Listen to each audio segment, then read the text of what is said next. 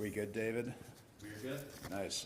Well, thanks everybody for coming this morning, and thank you to all the folks that we'll hear from in a minute that are part of Vermont's food community and food systems community. This is a really, unfortunately, important day to be talking about a really serious and growing problem, which is hunger across the country and hunger in Vermont.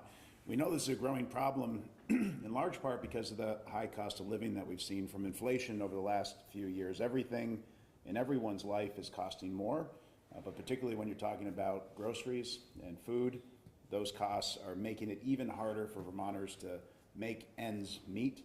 I know my mom, who started a food kitchen in Brattleboro, would report on this to me regularly, that they used to see dozens of people on a regular basis, and then it grew to hundreds of people on a regular basis. They started out in Brattleboro serving just 12 people in 1982, and now serve over 45,000 meals a year at St. Bridget's Kitchen.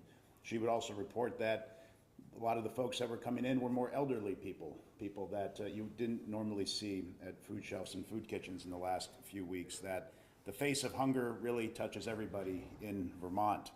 And one of the most effective anti-hunger programs that we have here in Vermont to take advantage of is this 3 Squares Vermont program, SNAP, or what it used to be referred to as food stamps. It's the most effective anti-hunger program. It lifts millions of people out of poverty. It helps students learn better at school to get better school outcomes. That helps them with their job prospects and lifetime earning potential. It improves health outcomes as well for families and for children. And it has immense economic impacts for the state of Vermont as well. $155 million of federal funding gets pulled down every year, and that is spent at over 800 grocers across Vermont, supporting the local economy and having a compounding effect as those dollars are spent locally in Vermont. Over 20% of all the monies that are spent at farmers markets in Vermont comes from 3 Squares Vermont. So it's not only helping our retail grocers, but also helping our farmers here in our state as well. So one of the messages today is that this continues to be a highly effective program, even following these federal changes. We encourage Vermonters who are eligible to sign up and take advantage of SNAP. But we also are going to need the help from Vermonters in the ensuing months and years. We know that, for instance, today, refugees and asylum seekers will no longer be eligible for this critical, important anti-hunger program. When those families and children are not able to access 3 Squares Vermont, it's going to fall on organizations like Capstone, the Vermont Food Bank, to pick up that slack, and they really can't do it by themselves. They need the help of Vermonters who are in a position to provide a donation, Vermonters who are in a position to help volunteer, to help donate food. We need all that help that we can get. Also, we're going to need help from the state of Vermont as well. The administrative costs of administering the SNAP program are going to fall more disproportionately on states going forward. And also, it's going to be a harder program to administer as well, with work eligibility requirements and other eligibility requirements coming into play in the ensuing months and years. So the state of Vermont is going to have to make sure that we have a robust and sustainable system to ensure that everybody that's eligible for SNAP is able to sign up and stay on and get the food that they need for themselves and their families. We know that 85% of the people that take advantage of SNAP are either elderly, disabled, or families with children. So these are folks that we need to continue to make sure get this really important, critical program to fight hunger. And for us to effectively do that, it probably is going to require more resources, but it's certainly going to require more coordination and collaboration between nonprofit providers and the state of Vermont, which is why I'm so excited that we're here today with all of the participants that you're going to hear from in a minute to talk about the importance of this program and the importance of us to invest in it here in Vermont in the years ahead. So with that, I'm going to turn it over to Honora Horton, who is the Executive Director of Hunger Free Vermont. Thank you, Honora. Thanks. Thank you so much, Treasurer Pieciak, and thank you all for being here today. I want to underscore what the Treasurer just said about the importance going forward of collaboration between the state of Vermont, state government, nonprofits like those of us who are here who provide outreach, application assistance, and assistance navigating the complexities of the application process for Three Squares Vermont and other critical programs that support nutrition, lift people out of poverty, and support health and well-being for all of us in Vermont. That is going to be essential. Today, we are marking the beginning of a new federal fiscal year, which sees the changes and cuts to the SNAP program going into effect nationwide. And we also are here today on the first full day of a federal government shutdown, which imperils other programs that people depend on. And I want to underscore that what the federal government is doing right now is they are making policy choices. They are making policy choices that create hunger and illness and human suffering. And here in the state of Vermont, we now have to make our own choice, because we as a state and our state government, we can make policy choices that create food security. We can make policy choices that produce the best possible outcomes in these really challenging times for all of us who live here. And that is what we must do. And that starts with making sure that we are protecting and supporting and uplifting programs like SNAP, Three Squares Vermont here in Vermont, which are the biggest, most effective, most dignified way that we have to make sure that people who are living with low incomes can buy the food that they need to prepare at home for themselves and their families. And so that means that we need to make sure that the additional administrative costs that the federal government is imposing on states, we must pay those. Is it just that the state is being asked to do that? No. But is it essential that our state government appropriate those funds? Yes, because that's going to cost us an additional $8.5 to $9 million in this coming year.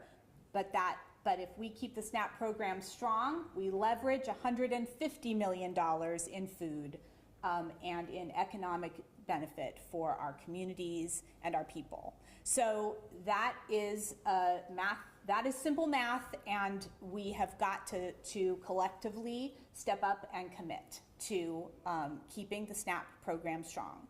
In addition, hunger is going to be on the rise, and it already is. And in order for the people who are no longer going to be eligible for Three Squares Vermont because of the federal policy choices that have been made, to be able to access other resources, we need to make sure that everyone who is still eligible for programs like SNAP is able to stay on those programs. So that's my primary message today for our state leaders. My primary message for all of us, the people here living in Vermont, is that these programs, Three Squares Vermont, is still here. In Vermont, it is still strong. It is still an incredibly valuable resource that we all deserve to use. These are our tax dollars. This is our program, and it is here for every single one of us, and most of us are likely to need it at some point in our lives. So use these programs, value SNAP, and proudly own Three Squares Vermont, which is our program here in Vermont. For people who are today being rendered ineligible for this program, for those of us here in Vermont, people in Vermont who are refugees, who are asylees, who are here on humanitarian immigration status, this is a deeply unjust act that is happening to you today. And we also collectively need to make sure that we are coming up with creative and supportive solutions to continue to make food, medical care, and shelter available to all of us here in Vermont who are making Vermont work for everyone. Thanks.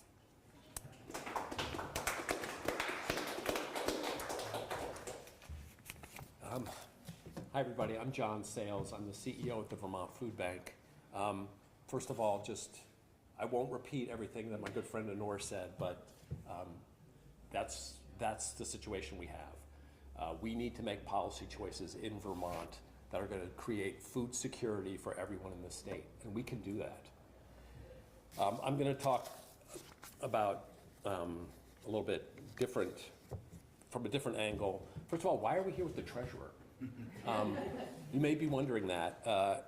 Well, Mike has been on the forefront of efforts in Vermont, his time as treasurer, to build financial security for everyone in Vermont. And the bottom line is that financial security is food security. If you go into a grocery store or a country store or go to a farmer's market, there is plenty of food. And the only reason that we have programs like SNAP and that we have hunger in Vermont and everywhere in this country is because families do not have the money that they need to buy the food that they need for themselves and their families. So this is a financial security issue, and I'm really glad that our treasurer is stepping up and talking about this important issue. At the Vermont Food Bank, his mom, St. Bridget's Kitchen, is a partner organization of the Vermont Food Bank, and I visited there and am proud to be a partner also with Capstone here. One of the things when I walked in downstairs, I ran into Joe, and Joe's someone who's on Three Squares Vermont, and he has testified on behalf of Three Squares at the State House. Joe was a truck driver for over 40 years and had some health issues and was no longer able to drive. So now he's on Three Squares Vermont, and because that's not enough, he comes to the food shelf here at Capstone. He had his bags with him to get some fresh produce today and some other stuff. It is people like Joe who have worked hard their whole lives and contributed to our Vermont economy that we cannot leave behind with these changes. As Honor said, there have been policy choices made at the federal level that are, really inflicting cruelty on some of our Vermont neighbors. They're reducing or making it more difficult to get benefits for people who are disabled, for moms of young kids, for veterans who served our country, who now will have to go through a labyrinth of federal and state systems to prove that they qualify for these benefits that they worked for and served our country for. We have an economic system that just basically doesn't pay moms and dads enough money to be able to purchase the food at the store to feed their families. The backstop that we've created, Three Squares Vermont, is now being chopped back. And we can't change that reality today. We can't change the fact that the federal rules have changed. What we can do and what we are doing is making sure that people know that there are folks here in Vermont at Capstone, at St. Bridget's Kitchen, with Hunger Free Vermont, with everyone working for you. So reach out, contact people. If you think you're eligible, you can find ways to sign up. You can look at the vermontfoodhelp.com. You can go to the Food Bank's website, vtfoodbank.org, Hunger Free Vermont's website. Lots of resources. There are people who you can talk to. We all have to work together to make sure we keep all of our Vermont families and our Vermont older adults and individuals fed and happy and contributing to our communities. Thank you.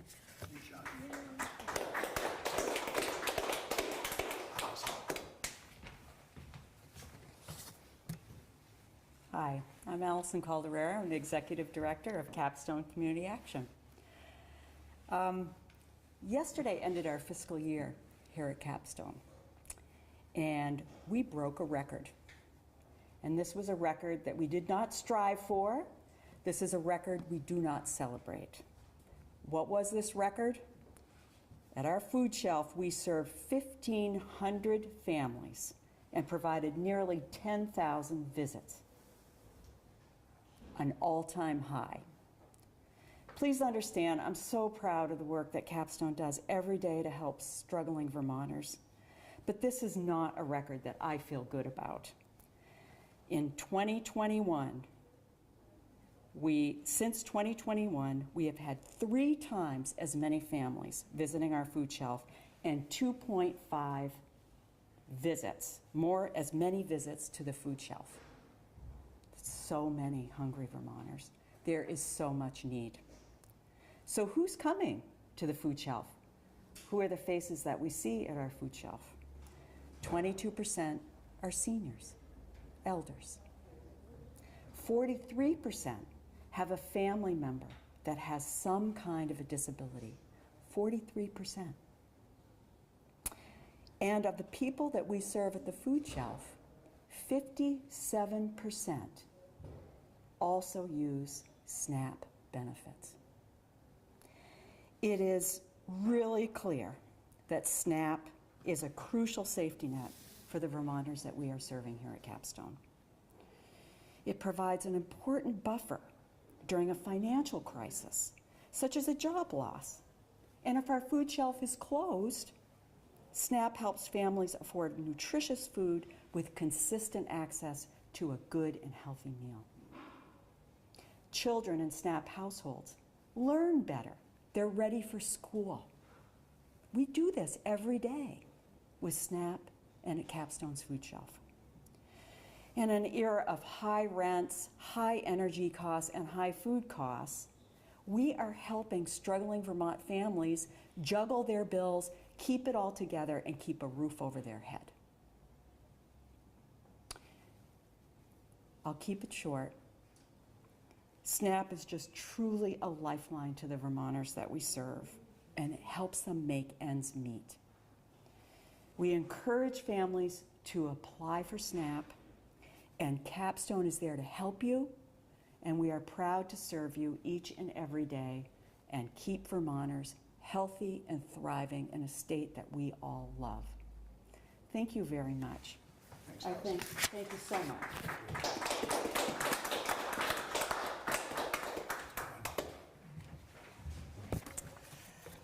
Hi, everyone. I'm Rowan Sherwood, the Community Relations and Marketing Manager at Hunger Mountain Co-op, and I'm here to bring the perspective of a grocer to the table and also to illuminate the effects that these cuts will have on our local food system in general. Hunger Mountain Co-op offers high-quality, local, and organic specialty foods, and we are known as an access point for alternative foods. People with a variety of health issues rely on us to purchase the items they need to heal and to deal with a variety of health issues and dietary restrictions. Reductions in SNAP benefits will put people at risk for health complications based on their economic ability to pay for the foods that they need. With grocery prices rising in tandem to these cuts to benefits, many Vermonters, up to 14,000 by some estimates, stand to lose access to local, organic, nutritious foods. The co-op, we proudly accept SNAP benefits and WIC to make these things accessible to as many people as we can. Shoppers who use SNAP benefits spent almost $400,000 at the co-op last year, with almost 8,000 transactions. That accounts for 1.3% of our sales. Shoppers using WIC spent almost $35,000 and over 1,300 transactions at the co-op. So we will, as these things are cut, we will feel those impacts. And that is something in itself, but these programs are also qualifiers for our Co-op Cares program. And Co-op Cares is a needs-based discount program that provides 10% off to people who qualify for assistance in one way or another. Participation in SNAP is the most common form of proof offered for Co-op Cares eligibility. Last year, we gave out almost $72,000 in Co-op Cares discounts, totaling 131,000 transactions and affecting 180 shoppers. This program helps to broaden the scope of our customer base, making healthy food accessible to more people. Anecdotally, we have heard from many customers that without this program, they would not be able to shop at the co-op and they would not be able to get the specialty foods that they need for their health. But this also affects the local food system. Almost 40% of the co-op sales are to local vendors, to local farmers and producers. That could amount to over $150,000 not making its way to these folks, these small operations that really rely on places like the co-op to make their livelihood work. And that is money that's spent in our local economy, stays here, and allows our local farmers and producers to thrive. These folks are operating on very thin margins, and a decrease in sales, even a small decrease in sales, disproportionately affects them. A cut in these benefits will not only affect the recipients, but the entire local food economy. So thank you to everyone here for all the work that you're doing, and thank you, Treasurer, for everything that you're bringing to keep this program afloat. Thanks.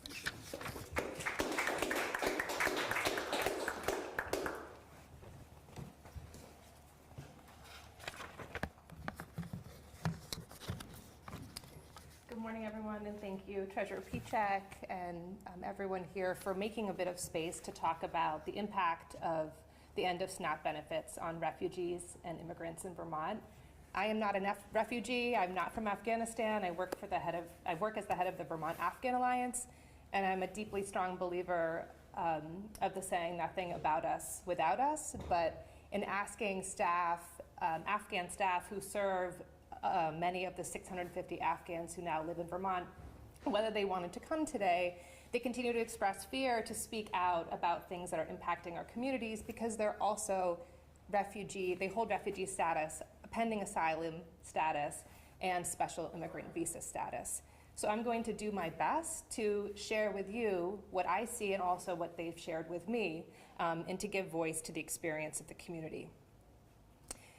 I also want to note that while the Vermont Afghan Alliance helps with employment, housing, immigration legal services, also helps with new arrivals, we're just one organization in an incredible patchwork of organizations across the state. There's the Central Vermont Refugee Action Network here in Montpelier, who's serving a number of Afghan families. There's USCRI, ECDC in Southern Vermont. We're sort of like alphabet soup, but we're all coming together in this big patchwork to serve the community. As you probably know, there are about 650 Afghans in Vermont today. That's the largest population of Afghans in the nation per capita.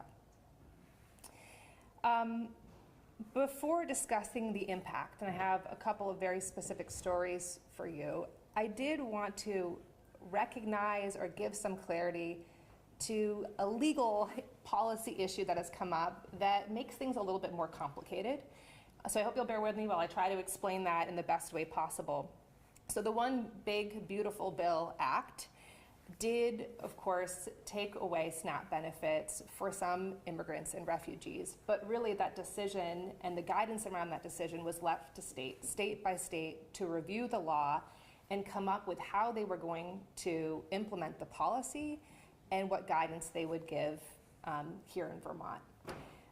Today, as I was driving here, I did receive calls from national partners saying, well, Vermont's doing it this way, but the rest of the country isn't doing it that way, or our state isn't doing that way. And what we have are Afghans this morning hearing that colleagues and friends in other states are not losing their benefits yet. Here in Vermont, that is happening. So that's complex. I'm not here to explain the state of Vermont's decision, of course, but each state is left to its own determinations, and Vermont has made one. And that certainly has consequences, and every state has to figure out their own level of risk. But just know that that's happening. So what do we know today? We know that, and I wrote this down because I want to be very, very clear, residents in the United States who are also citizens or nationals will not generally lose their SNAP benefits unless they meet a certain additional qualification. But it's aliens lawfully admitted for permanent resident status, which the Immigration and Nationality Act defines.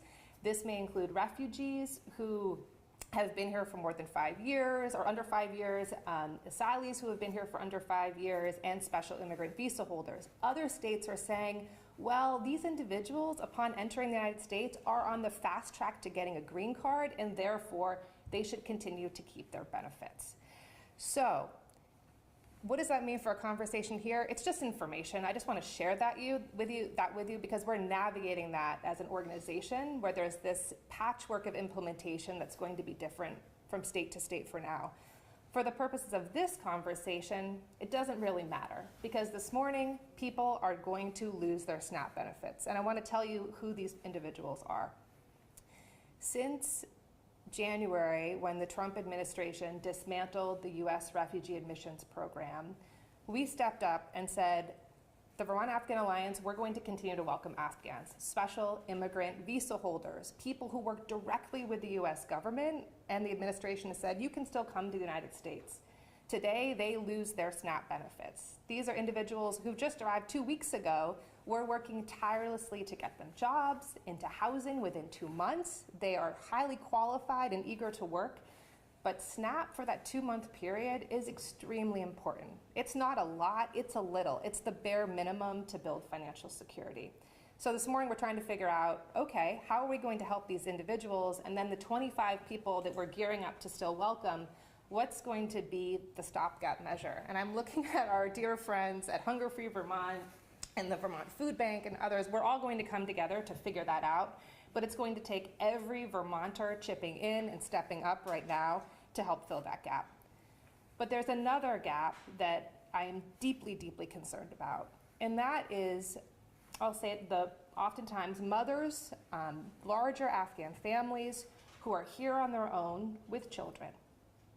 And they're not looking for a handout, they're already working second shift just to be able to feed their kids and to give their kids the best opportunity at success here in the United States. And they're losing their SNAP benefits. And that means this morning we're thinking, okay, who else in the family can go to work? Who is of working age? And that means that kids are going to lose opportunities in high school and after school programming. The impact is really harsh. It is deeply, deeply inhumane. And all we can do now, despite these confusions in the guidance, is come together, figure out how we can raise more money, get more food, and try to get it to those who are most vulnerable. I wanted to close, though, with, and I'm sorry I'm going a little bit on here, but I wanted to close with a really important statistic that we just found out last week. Afghans in the United States, since arriving in 2021, have contributed $1.97 billion in local, state, and federal taxes, contributing to Social Security and Medicare. That is far more than this community has accepted from the federal government in support. So the impact is so significant, which is why this decision is just so extremely harsh. And these are individuals who are making the decision to rebuild their lives, to grow our workforce, to support our economy. And I hope that Vermonters will join Treasurer Pieciak and everyone here today in chipping in and just saying we can control this here in Vermont come what may in Washington. Thank you. Thanks, Molly. Well, thank you, Molly, and thank you, everybody. We're happy to take some questions if folks have them. Yeah, I guess how difficult has it been, of course, as individuals and families that maybe don't understand or can grasp everything that's happening in real time. So how difficult has that been, along with all the changes happening so fast? I mean, I'll say just, things are really fresh today. So as you may have heard, the internet was cut in Afghanistan for the last 3 days. So not only are individuals losing all contact with family members, but then to receive these letters in the mail that say that SNAP benefits will be ended. The United States made most Afghans refugees. And then to have the government that is supposed to be welcoming you and helping you succeed also remove this itty-bitty bit of support that is so helpful is just really heartbreaking, and it gives people a lot of sadness, but also legitimate fear about how they're going to feed their children, pay for utilities, LIHEAP we also know is on the chopping block, and afford rent. I would just add that, what Molly just talked about, the Afghan and other asylees and refugees here, this is the really immediate impact right now today. People who get SNAP benefits, Three Squares Vermont, and maybe have work reporting requirements that are going into effect, but they don't have to do anything today. It really is this kind of slow roll. So the state of Vermont has actually used some discretionary powers that they have to keep people from needing to use these work reporting requirements until, was it February 26th? Yeah. Yeah, so they won't have to report until February 26th. But it's going to be a process until then. We really want people to reach out to Hunger Free Vermont, to the Vermont Food Bank, to their local food shelf. Community action agencies are great resources to understand how we can help them remain on Three Squares Vermont. I had a couple of questions. Firstly, given where we are this morning, having spoken with Economic Services Division last week, and heard that they are still very much in continuous communication with folks at the USDA about figuring out the last pieces of this implementation. I heard very clearly that not all of their questions had been answered. So I'm wondering if a lot of those folks are now furloughed, whether those communications will still be able to happen, and what parts of the implementation of continuing Three Squares Vermont and the state are now at risk because of that. And then separately, I've heard a lot about how the state will sort of need to chip in itself to sort of start filling these gaps. And I'm wondering what maybe yourself, Treasurer Pieciak, or folks from local providers are thinking about what the state's priorities should be there, beyond maybe these added administrative costs. Yeah, for sure. Well, I think on your first question, I think it's important to note that, with the government shutdown, oftentimes state agencies will pull down all the money that they can in advance of the shutdown, and that was the instruction that was sent out this time as well. And particularly with SNAP payments, those get transferred into the vendors, prior to the start of the month. So in the short term, those that are on SNAP should continue to go with their benefits uninterrupted, but it all is a matter of how long the shutdown lasts for. There are contingency plans in place with USDA, but there's only so much funding there in those contingency plans. The longer the shutdown goes on, the more it could impact the actual people that are part of the program. The other part of that is the administrative piece, which you point out. And if somebody is needing to change their status or get signed up, or the state of Vermont is trying to reach out to get information, I think that is going to be quite challenging during the shutdown in terms of having constant communication and getting quick decision making. So that will be an impediment that we'll see, unfortunately. To your point about how does the state step up, I think on the administrative piece, it's a very straightforward answer. This is a burden that's being shifted onto the states. If the state doesn't pick it up, people are going to go hungry. They're not going to be able to pull down this federal money. So it really is a moral question, but it's also an economic question. The more that we can ensure that those that are eligible are pulling down federal benefits, that's helping them, it's helping their families, it's helping all the retail grocers, it's helping the economy. So I think that is a really important investment for the state to make. In terms of those resources beyond that, there are other things that have to be contended with as well, including Medicaid cuts. So I think it has to be viewed in the totality of all of those impacts. But I think the administrative piece, is a pretty straightforward, good investment for the individuals and for the economy as well. I'll let anybody else answer that, wants to add to that. So government shutdowns have become a very regular occurrence, unfortunately, in our political system, and they always cause a lot of challenges for state agencies and organizations like most of our organizations that are here who work with the state to conduct outreach and application assistance for the Three Squares Vermont program here in Vermont. And at the same time, fortunately, we do have a very strong network and a very strong system for that outreach and application assistance in place here in Vermont. So although the government shutdown is happening, and although it is now going to be impossible for state agencies to get the answers that they are seeking from USDA about the implementation of all of these new cuts and restrictions, at the same time, application processing here in Vermont will continue as usual. So, and look, this is confusing. It is deliberately meant to confuse us all and have us give up on government and stop applying for the benefits that we're entitled for. Don't do that, okay? These are our benefits and help is available. So if you are confused, you are not alone. It is confusing, but there are so many people in Vermont who are highly trained and ready to make things clear and help you through the process. So go ahead and apply for Three Squares Vermont, and you can find out who around you can help by going to vermontfoodhelp.com or calling 211 toll-free anywhere in the state, or reaching out. Capstone provides application assistance. Vermont Food Bank has a team providing application assistance. So there are resources available to you, and you can navigate these new bureaucratic requirements. You can get through. There are ways to get exemptions from these work reporting requirements that are new, and you don't have to do it alone. We are all here to support one another through this process.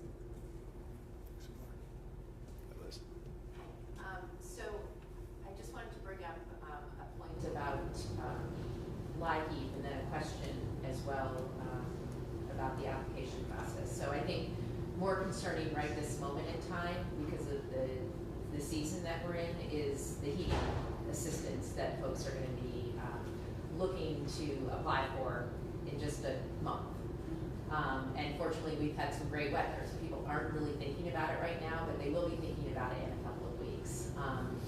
And you know, the good news is that LIHEAP was increased in the federal budget, but the bad news is there isn't a federal budget right now, and we're in a shutdown, and they fired the people who are supposed to be administering LIHEAP.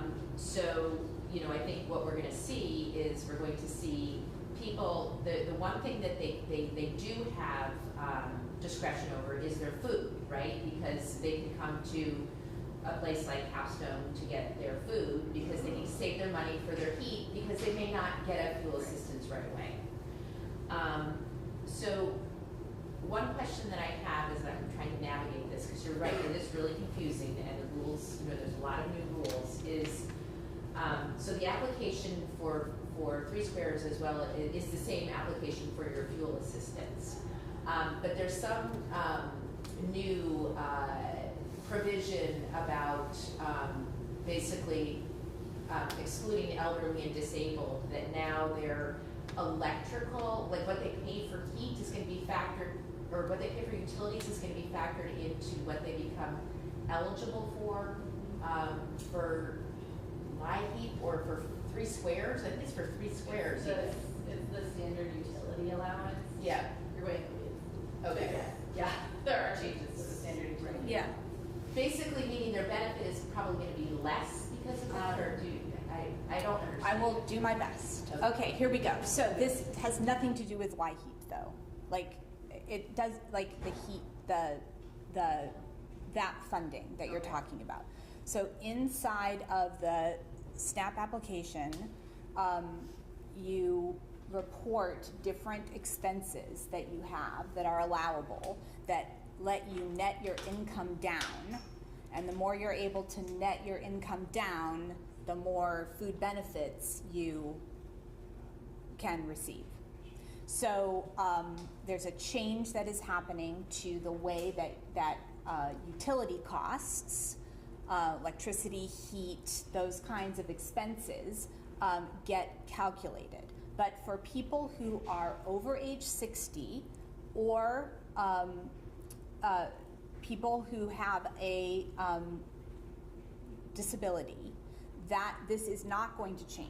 So their heating allowance, their SNAP benefit will not be affected. They will continue to have the same, what's called a standard utility allowance that they have, and it will continue the same way. This, however, will change for people who are not in either of those categories. So if you're younger than age 60 and you don't have a designated disability, you will now, rather than getting the standard utility allowance here in Vermont, you will have to actually report your utility costs that you pay for utilities. So you will have to communicate that you pay for your utilities to on the application or in your interview for 3 Squares Vermont benefits. So this is another bureaucratic hurdle, and it could impact and reduce your benefits. So for some people, it will lead to a reduction in food benefits. For many people, it will not, as long as they go through this additional bureaucratic hurdle. And again, this is where seeking assistance with the application can be really, really helpful. Yeah. I wondered if anyone has, I wondered if anyone has like a clear timeline on like WIC benefits and where those will be in the next like month. I know folks should be okay for October with like actual 3 Squares VT, standard EBT stuff, but. In relation to the government shutdown? Yeah. Yeah. I think it's one of those things that falls into the great bucket of uncertainty. Sure. Yeah.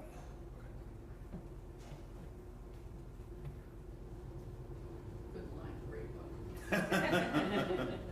Sorry, Molly, I also wondered if you'd been in touch with the ESD folks about the refugee implementation stuff? I've been in regular contact with the governor's office, just sharing different interpretations of the application of the law to special immigrant visa holders who get their green card upon arrival in the United States, and then also in regular contact with Tracy Dolan's office. The state is definitely trying to come up with some stopgap measures to provide a little bit of additional assistance for a longer period of time, but it's unclear what that will look like as of this morning.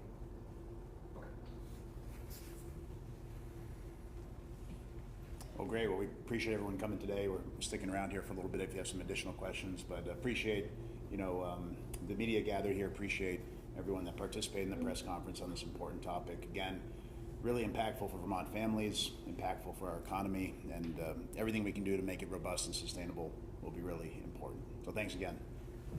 Thank you all. Thank you so much. Yeah, thank you.